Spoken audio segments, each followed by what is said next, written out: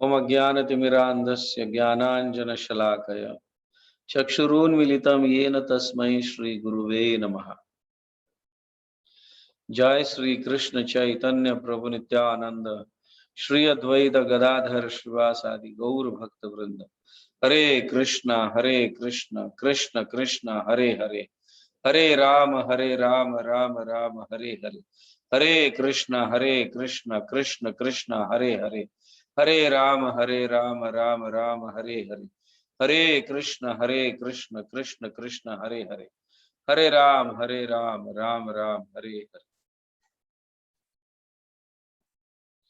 हरे कृष्णा।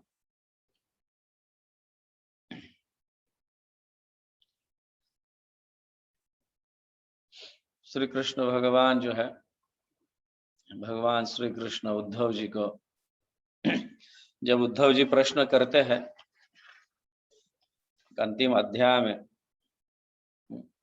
एतद अच्युत्य में ब्रूहि प्रसन्न प्रश्नम प्रश्न विदाम्बरः नित्यबद्धो नित्यमुक्त एक एवेति में ब्रह्म। यहाँ पे उद्धव जी एक प्रश्न कर रहे हैं, हे अच्युत्य, अच्युत्य मतलब भगवान श्री कृष्ण, उनको ये प्रश्न कर रहे नित्यबद्धो नित्यबद्धो नित्य मुक्त, मतलब दोनों में क्या अंतर है, ये दोनों जीवात्माओं का स्वभाव कैसा है। नित्यबद्ध मतलब कंडीशनड सोल, जो भौतिक जगत में बंधा गया है, ऐसे व्यक्ति का स्वभाव कहो या कोई चिन्ह, और नित्य मुक्त मतलब जो मुक्त हो चुका है, ऐसे जीवात्मा का स्वभाव या ऐसे मनुष्य का स्वभाव, वो कैसे बर्ताव करता है, उनके गुण क्या होते हैं, इसका वर्णन करने के लिए उद्धव जी कहते हैं भगवान श्री कृष्ण को। तो भगवान श्री कृष्ण इस अध्याय में इनका वर्णन करते हैं।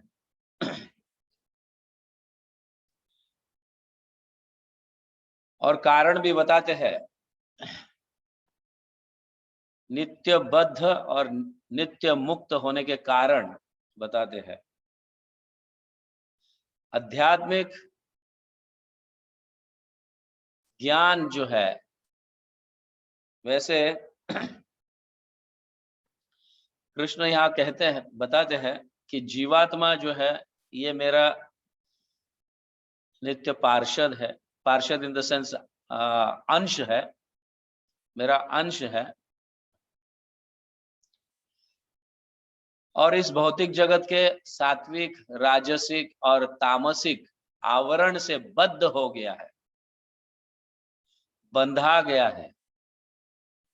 जब तक हम सात्विक राजसिक और तामसिक इन गुणों में कार्य करते हैं, तब तक हम बंधे रहेंगे इस भौतिक जगत में, या जन्म मृत्यु चक्र में फंसे रहेंगे।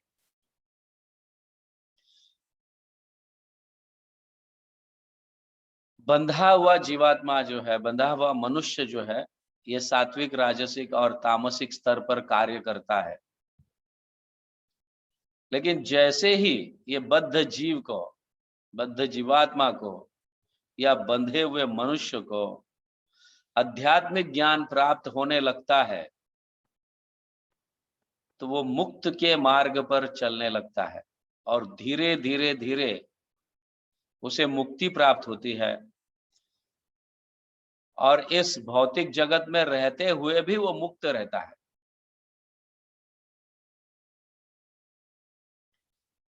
ये दो व्यक्तियों के, मतलब बंधा हुआ जीवात्मा या बद्ध जीवात्मा जिसको हम कहते हैं, और दूसरा मुक्त जीवात्मा, इन विषय में भगवान जो है उद्धव जी के साथ चर्चा कर रहे हैं। वो कहते हैं आध्यात्मिक उन्नति या आध्यात्मिक ज्ञान मुक्ति का मार्ग बन जाता है। और अज्ञान जो है ये हर हमेशा जीवात्मा को बांध कर रखता है। भौतिक जगत में भी ज्ञान प्राप्त होता है, बट आध्यात्मिक ज्ञान की प्राप्त मतलब चर्चा चल रही है। जो भौतिक जगत में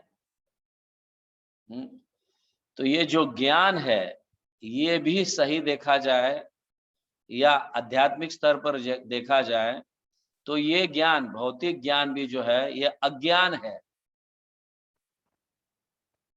क्योंकि आत्मा को बांध कर रखता है इस भौतिक जगत में। स्पष्ट कहा जा रहा है आध्यात्मिक ज्ञान, transcendental knowledge is the cause of liberation. आध्यात्मिक ज्ञान प्राप्त किए बिना हम मुक्त नहीं हो सकते। क्लियरली कहा है, दो रास्ते, आध्यात्मिक ज्ञान मुक्ति का मार्ग दर्शन मतलब मुक्ति के मार्ग पर ले जाता है, और अज्ञान जो है जिसके अंदर भौतिक ज्ञान भी है और टोटली अज्ञानता है, ये बंधन कारक बन जाते हैं। इसलिए प्रत्येक जीवात्मा का कर्तव्य है, जीवात्मा इन द सेंस मनुष्य का, जब मनुष्य शरीर प्राप्त हो चुका है तो उसे आध्यात्मिक ज्ञान लेने में लीन होना चाहिए, या मतलब रुचि उत्पन्न होना चाहिए आध्यात्मिक ज्ञान।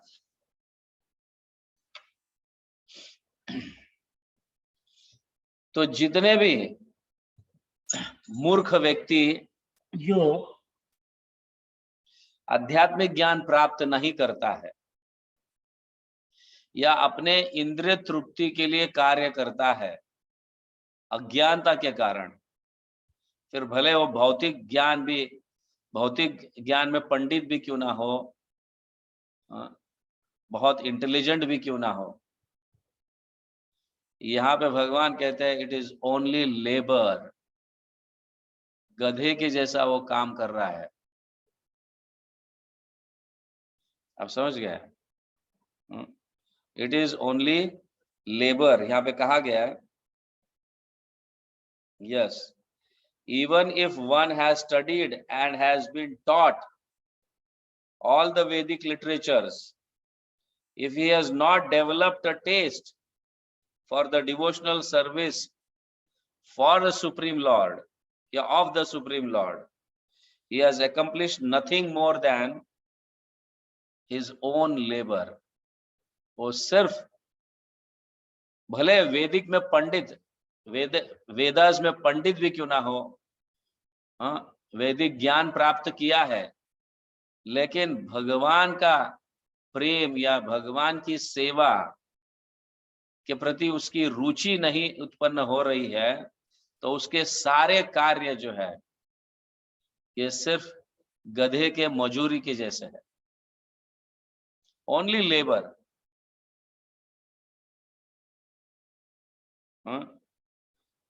और ये कहते हैं कि उसके जैसा बड़ा दुर्भाग्यशाली मनुष्य कौन हो सकता है। वो बड़ा दुर्भाग्यशाली जीवात्मा है कि मनुष्य शरीर प्राप्त करते हुए भी आध्यात्मिक ज्ञान प्राप्त नहीं कर पा रहा है। वो मूर्ख है और उसके कार्य सब जो है शून्य है, जस्ट लेबर। बट उसके विपरीत जो है, जिन्होंने आध्यात्मिक ज्ञान प्राप्त किया है, इसके जैसा सद्भाग्यशाली जीवात्मा, समझ गया ना, ब्रह्मांडे भ्रमिते कौन भाग्यवान जीव, गुरु कृष्ण प्रसादे पाए भक्ति लता बीज। भगवान ये कहते हैं, इस तरह से बहुत कुछ समझा रहे हैं। तो आध्यात्मिक ज्ञान की शुरुआत जो है धर्म अर्थ काम मोक्ष, इससे शुरू होती है। जो व्यक्ति धार्मिक है,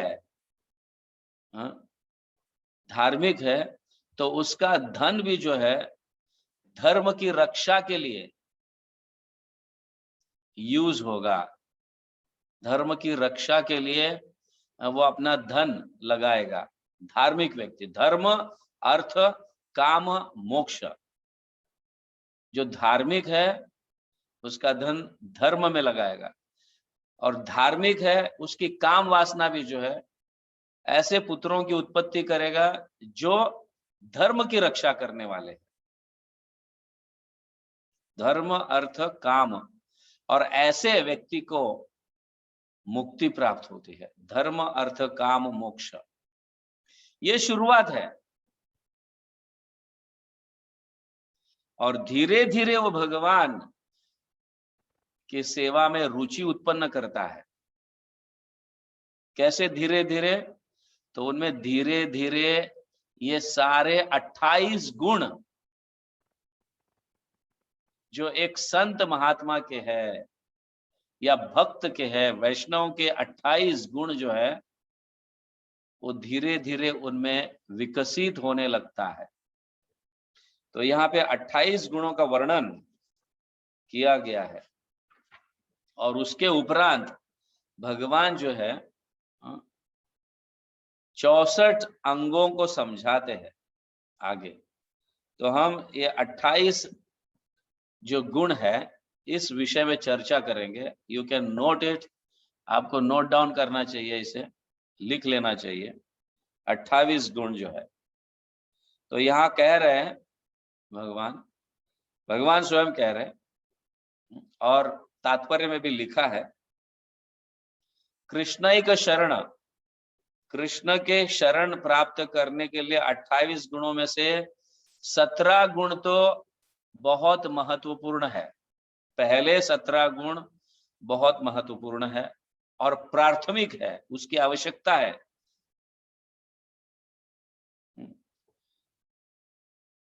समझ गए? और बाकी के जो गुण है दे आर सेकेंडरी, द्वितीय है। तो यहाँ पे 28 गुणों में सबसे प्रथम गुण की चर्चा की गई कृपालु। समझ गया ना? भक्त जो है वो कृपालु होता है, वो जानता है कि प्रत्येक जीवात्मा इस भौतिक जगत में अज्ञानता के कारण सुख और दुख का अनुभव कर रहा है। दुखी ज्यादा है और सुखी कम है, क्योंकि इसका अनुभव हम सबको होगा। सुख जैसे ही आ जाता है हम सभी चीज को भूल जाते हैं, यहाँ तक कि भगवान को भूल जाते हैं, कई परिवारों को भूल जाते हैं, सभी को भूल जाते हैं, यहाँ तक कि समय को भी भूल जाते हैं। इसीलिए सुख अभी अभी तो आया था, इतना जल्दी चला भी गया।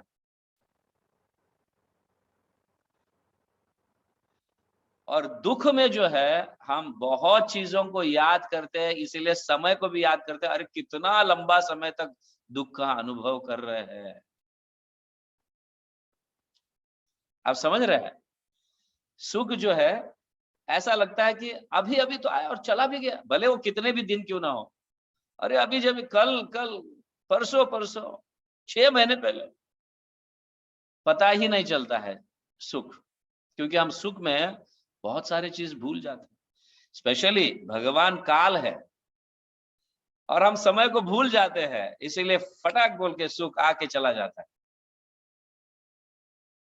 लेकिन दुख थोड़े समय के लिए भी रहता है, तो अभी बड़े लंबे समय तक या लंबे समय से हम दुख का अनुभव कर रहे हैं, क्योंकि उस समय हम कई चीजों को याद करते हैं और भगवान को भी याद करते हैं। तो जीवात्मा जो संत महात्मा, वैष्णव गण या भक्त गण जो है बड़े कृपालु है कि उन्हें समझाने पर मतलब तुले रहते हैं कि जाकर उन्हें समझाए कि आप हर हमेशा भगवान को याद करो, भगवान का नाम स्मरण करो।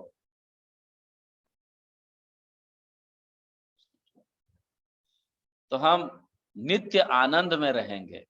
सुख और दुख दोनों भी क्षणभंगुर है, दोनों भी नष्ट होने वाले हैं।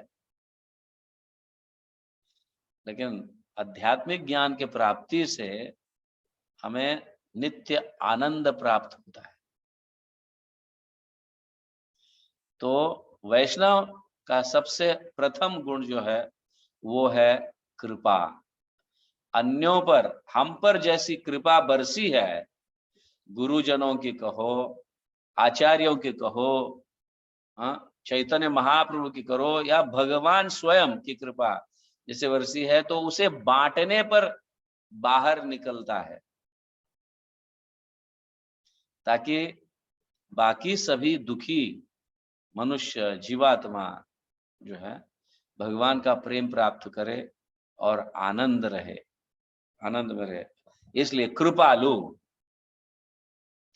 प्रथम गुण जो है उनका कृपालु। दूसरा है अकृत द्रोह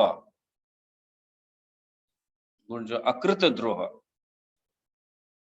तो कई लोग इन वैष्णव पर मतलब इल्जाम लगाते हैं, टूट पड़ते हैं, हाँ, उन्हें हानि पहुंचाते हैं, फिर भी ये वैष्णव, ये भक्त जो है उन पर दया दिखाता है, उन्हें कोई चोट नहीं पहुंचाता, क्योंकि वो जानता है कि वो अज्ञान है। सामने वाला व्यक्ति ज्ञानी होता, आध्यात्मिक ज्ञान प्राप्त किया होता, तो शायद ऐसा नहीं बर्ताव करता। अज्ञान है, इसलिए वो इस तरह से हानि पहुंचा रहा है। ऐसी परिस्थिति में भी उसे भगवान का नाम लेने के लिए प्रेरित करता है। अकृत द्रोह, वो द्रोह से मुक्त है,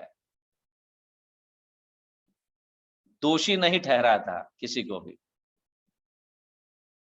अकृत द्रोह, और खास करके यहाँ पे इस तात्पर्य में समझाया गया है, मायावादी दूसरे स्तर पर या उसके मतलब विपरीत जो है, भक्तों के विपरीत मायावादी जो है, दिखता है कि ये भी भगवान के भक्त है, साधु है, संत है, ऐसा लगता है मायावादी लोग, लेकिन वो बहुत बड़े दोषी है। सामान्य व्यक्ति से भी, कर्मी व्यक्ति से भी सबसे ज्यादा दोषी कौन है? मायावादी है। मायावादी लोग जो भगवान को मारने पे तुले हैं, भगवान को मारकर अपने आप को भगवान बनना चाहते हैं। भगवान निराकार है और तुम सब भगवान हो, ऐसे कहने वाले मायावादी सबसे बड़े अपराधी है, सबसे बड़े अपराधी है। तो ऐसे मायावादियों को भी जो है एक वैष्णव, भगवान के शुद्ध भक्त, उनको भी वैष्णव बनने के लिए प्रेरित करते हैं। जैसे चैतन्य महाप्रभु ने प्रकाशानंद सरस्वती को भी भगवान के भक्त बनाए, जो सबसे बड़े मायावादी थे। सार्वभौम भट्टाचार्य को भी उन्होंने भक्त बनाया। भले कितना भी दोषारोपण क्यों ना करे वैष्णव पर, लेकिन वैष्णव हर हमेशा उसका हित चाहता है। यह अकृत द्रोह। तीसरा है तितिक्षु। तीसरा गुण है तितिक्षु या तितिक्षा। तितिक्षा में दो गुण आ जाते हैं। ये कई बार मैंने आप सबको समझा है। तितिक्षा का English translation forbearance, forgiveness and tolerance. तितिक्षा मतलब टॉलरेट करने वाला, सहनशीलता उसमें होती है। और साथ ही साथ क्षमा भी होती है, क्षमा भी करता है। कोई किसी परिस्थिति, ऐसी परिस्थिति आ जाती है कि कुछ व्यक्तियां सह नहीं पाते, भले वो मनुष्यों के माध्यम से क्यों ना हो या परिस्थिति के माध्यम से क्यों ना हो, वो हर हमेशा टॉलरेट करते रहता है। सपोज कोई व्यक्ति उन्हें हानि पहुंचाता है, फिर भी वो सह लेता है। सो तितिक्ष का अर्थ है, सह तो लेते हैं हम, बट समय आने पर उस व्यक्ति पर टूट पड़ते हैं हम, है ना। समय आने पर मैं, अभी तुम्हारा समय चल रहा है, अभी मैं सह लूंगा, जब मेरा समय आएगा तब मैं तुझे दिखाऊंगा,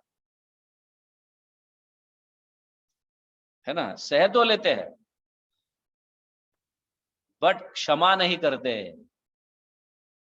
तो तितिक्ष का अर्थ जो है, ये सह लेना भी और क्षमा भी करना, ये दोनों एक दूसरे का घनिष्ठ संबंध है इन दोनों शब्दों का।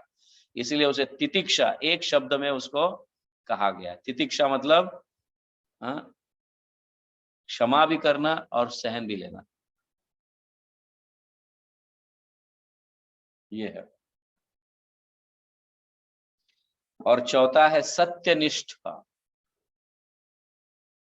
सत्यनिष्ठ मतलब ट्रुथफुल, हर हमेशा सत्य से जुड़ा रहता है, सत्य को कभी छोड़ता नहीं है। वो जानता है कि भगवान परम सत्य है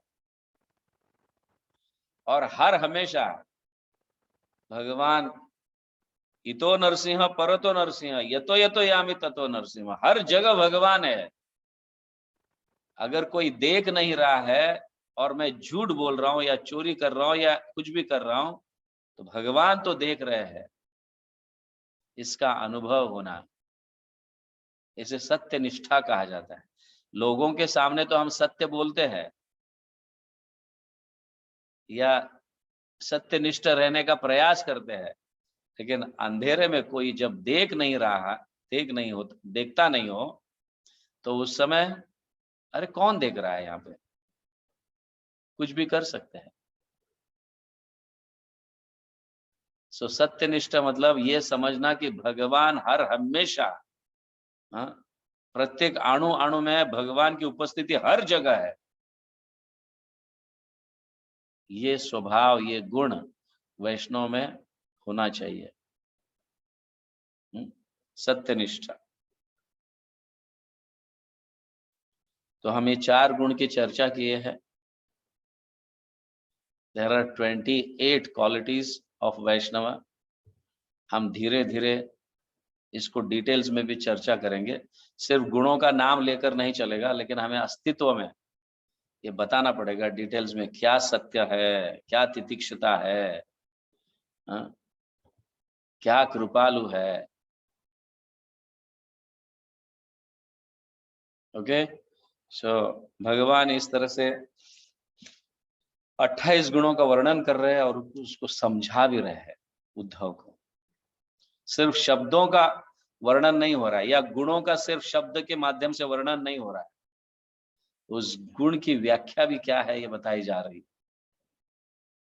ये गुण मतलब क्या, समझ रहे हैं। सो प्रयास तो हमें करना ही है, क्योंकि हमें मनुष्य शरीर जो प्राप्त हुआ है और साथ ही साथ वैष्णव का संग, गुरु प्राप्त करना, ये सब जो है, इसके माध्यम से ही हम मुक्ति के मार्ग पर चलेंगे। और धीरे धीरे धीरे जैसे जैसे ये गुण हमें आने लगेंगे और पूर्ण रूप से ये सारे 28 गुण विकसित होंगे, तब हम वैकुंठ धाम, गोलोक धाम में निवास कर सकते हैं, या इस भौतिक जगत में रहकर भी हम ऐसे वैकुंठ वातावरण में रह सकते हैं। तब तक ऐसा वैकुंठ वातावरण हमें स्पर्श भी नहीं कर सकता, जब तक ये गुण हम में है। इसीलिए तो हम भौतिक चीजों के प्रति प्रयास कर रहे हैं, ये प्राप्त हो, वो प्राप्त हो, ऐसा प्रयास कर रहे हैं। तो ये गुण पूर्ण रूप से जब विकसित होंगे, स महात्मा सुदुर्लभ, वो महात्मा, वो मनुष्य दुर्लभ है, बहुत कम देखने मिलता है। ओके, श्रील प्रभुपाद की जय, हरि नाम संकीर्तन की जय, गौर प्रेमानंदे, हरि हरि बोल।